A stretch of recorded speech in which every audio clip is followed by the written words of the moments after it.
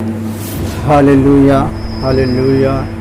धन्यवाद यीशु राजा, जीवित अनुकारी परम पिता परमेश्वर, धन्यवाद प्रभु। इस वचन को पढ़ने हमारी सहायता मदद करें और सुनने वाले की भी मदद करें, ताकि पूरी रीति से सुने और जीवन को प्राप्त करें। यीशु मसीह के पवित्र नाम से दुआ को मांगते हैं पिता, सुनिए ग्रहण करें। आमीन, आमीन। बाइबिल का उत्पत्ति का 6वां अध्याय। फिर जब मनुष्य भूमि के ऊपर बहुत बढ़ने लगे और उनके बेटे बेटियां उत्पन्न हुई, तब परमेश्वर के पुत्रों ने मनुष्य की पुत्रियों को देखा कि वे सुंदर हैं, और उन्होंने जिसको चाहा उनसे विवाह कर लिया।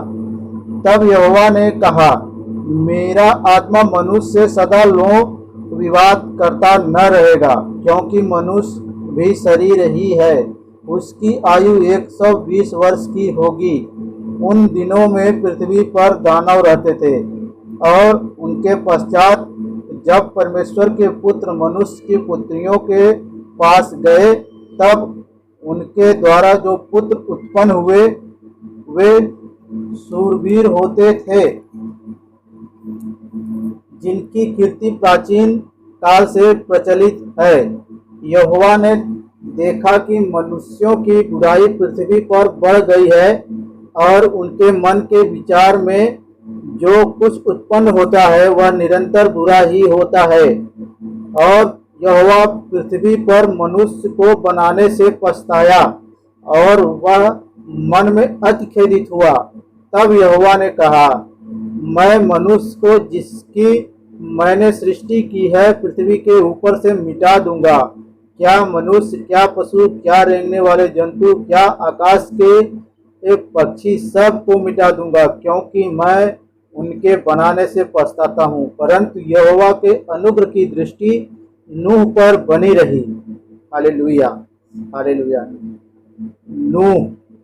नूह की वंशावली यह है। नूह धर्मी पुरुष और अपने समय के लोगों में खरा था, और नूह परमेश्वर ही के साथ साथ चलता रहा। और नूह से सेम और हाम और येपेत नामक 3 पुत्र उत्पन्न हुए।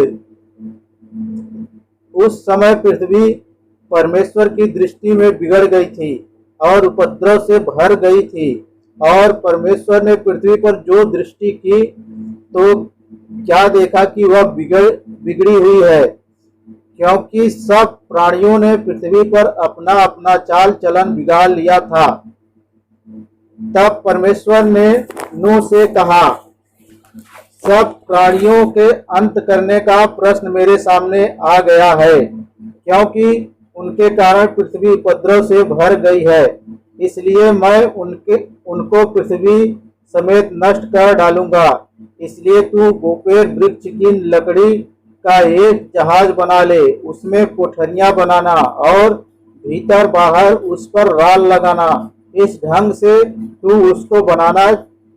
जहाज की लंबाई 300 हाथ, चौड़ाई 50 हाथ और ऊंचाई 30 हाथ की हो।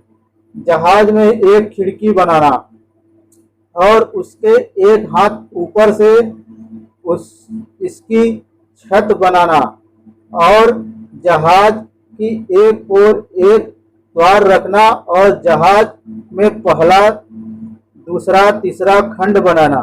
और सुन, मैं आप पृथ्वी पर जल प्रलय करके सब प्राणियों को जिनमें जीवन का प्राण है आकाश के नीचे से नष्ट करने पर हूँ, और सब जो पृथ्वी पर है मर जाएंगे। परंतु तेरे संग मैं वाचा बांधता हूँ, इसलिए तू अपने पुत्रों, स्त्री और बहुओं समेत जहाज में प्रवेश करना, और सब जीवित प्राणियों में से तू एक एक जाति के 2-2 अर्थात एक नर और एक मादा जहाज में ले जाकर अपने साथ जीवित रखना।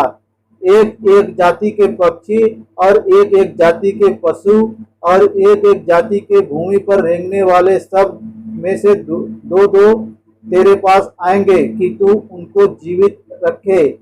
और भांति भांति का भोज पदार्थ जो खाया जाता है उनको तू लेकर अपने पास इकट्ठा कर रखना, जो तेरे और उनके भोजन के लिए होगा। परमेश्वर की इस आज्ञा के अनुसार नूह ने किया। हालेलुया। 7वां अध्याय, जल प्रलय। तब यहोवा ने नूह से कहा, तू अपने सारे घराने समेत जहाज में जा, क्योंकि मैंने इस समय के लोगों में से केवल तुझी को अपनी दृष्टि में धर्मी पाया है। सब जाति के शुद्ध पशुओं में से तो तू 7-7 जोड़े अर्थात नर और मादा लेना, पर जो पशु शुद्ध नहीं है उनमें से 2-2 लेना अर्थात नर और मादा।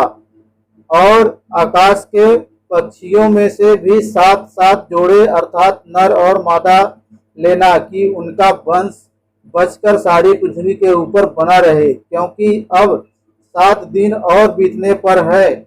मैं पृथ्वी पर 40 दिन और 40 रात तक जल बरसाता रहूंगा, और जितने प्राणी मैंने बनाए हैं उन सबको भूमि के ऊपर से मिटा दूंगा। यहोवा की इस आज्ञा के अनुसार नूह ने किया। नूह की आयु 600 वर्ष की थी जब जल प्रलय पृथ्वी पर आया। नूह अपने पुत्रों, पत्नी और बहुओं समेत जल प्रलय से बचने के लिए जहाज में गया।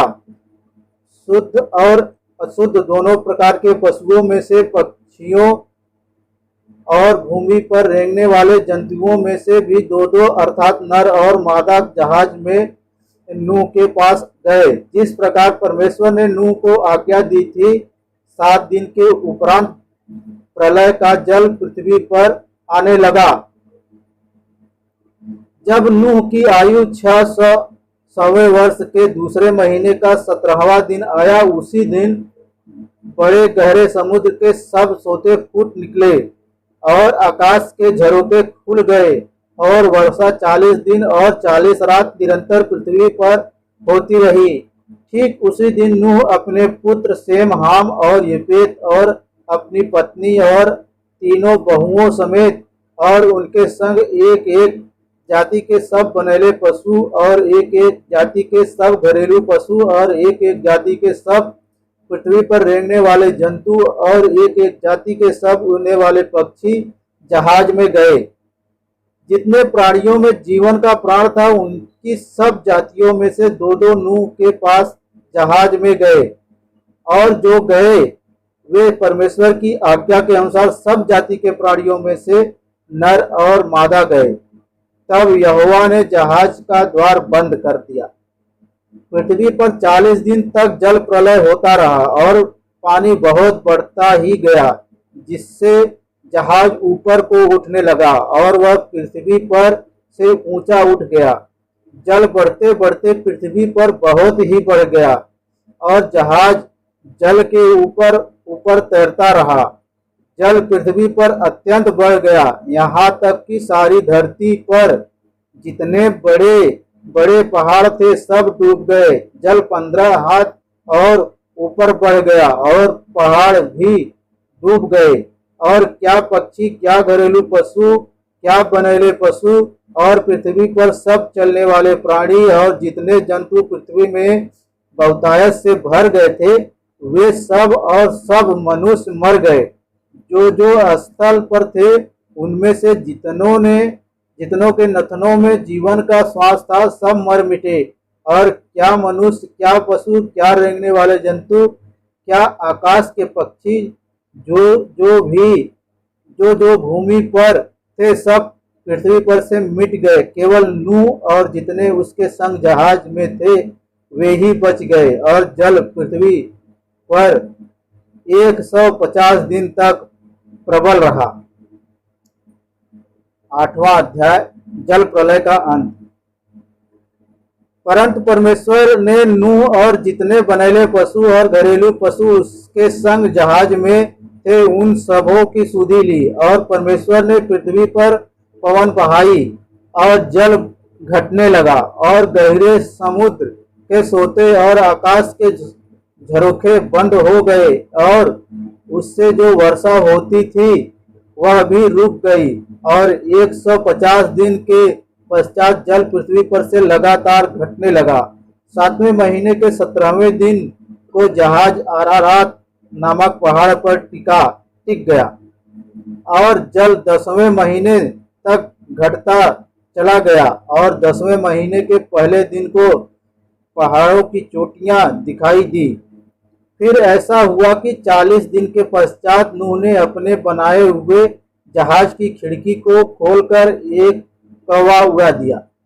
जब तक जल पृथ्वी पर से सूख न गया तब तक कौवा इधर उधर फिरता रहा। फिर उसने अपने पास से एक कबूतरी को भी उड़ा दिया कि देखे कि जल भूमि पर से घट गया कि नहीं।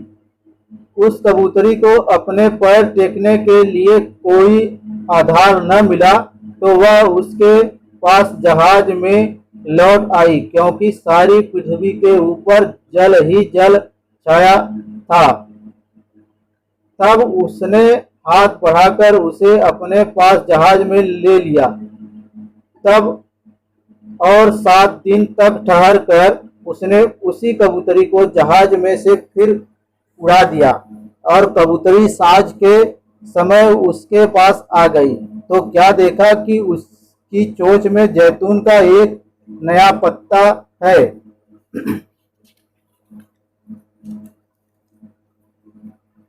इससे नूह ने जान लिया कि जल पृथ्वी पर घट गया है।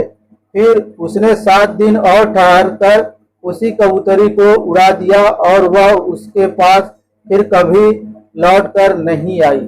नूह की आयु के 601 वर्ष के पहले महीने के पहले दिन जल पृथ्वी पर से सूख गया। तब नूह ने जहाज की छत खोलकर क्या देखा कि धरती सूख गई है और दूसरे महीने के 27वें दिन को पृथ्वी पूरी रीति से सूख गई। तब परमेश्वर ने नूह से कहा, तू अपने पुत्रों, पत्नी और बहुओं समेत जहाज में से निकल आ। क्या पक्षी, क्या पशु, क्या सब भांति के रेंगने वाले जंतु जो पृथ्वी पर रेंगते हैं, जितने शरीरधारी जीव जंतु तेरे संग है, उन सब को अपने साथ निकाल ले आ कि पृथ्वी पर उनसे बहुत बच्चे उत्पन्न हो और वे फूले फले और पृथ्वी पर फैल जाएं। तब नूह और उसके पुत्र और पत्नी और बहुएं निकल आईं और सब चौपाए रेंगने वाले जंतु और पक्षी और जितने जीव जंतु पृथ्वी पर चलते फिरते हैं, सब जाति जाति करके जहाज में से निकल आए। होम बलि का चढ़ाया जाना। तब नूह ने यहोवा के लिए एक वेदी बनाई और सब शुद्ध पशुओं और सब शुद्ध पक्षियों में से कुछ कुछ लेकर वेदी पर होम बलि चढ़ाया। इस पर यहोवा ने सुखदायक सुगंध पाकर सोचा, मनुष्य के कारण मैं फिर कभी भूमि को साफ न दूंगा। यद्यपि मनुष्य के मन में बचपन से जो कुछ उत्पन्न होता है वह बुरा ही होता है, तो भी जैसा मैंने सब जीवों को अब मारा है वैसा उनको फिर कभी न मारूंगा। अब से जब तक पृथ्वी बनी रहेगी तब तक बोने और काटने के समय, ठंड और तपन, धूप काल और शीतकाल, दिन और रात निरंतर होते चले जाएंगे। Hallelujah, hallelujah.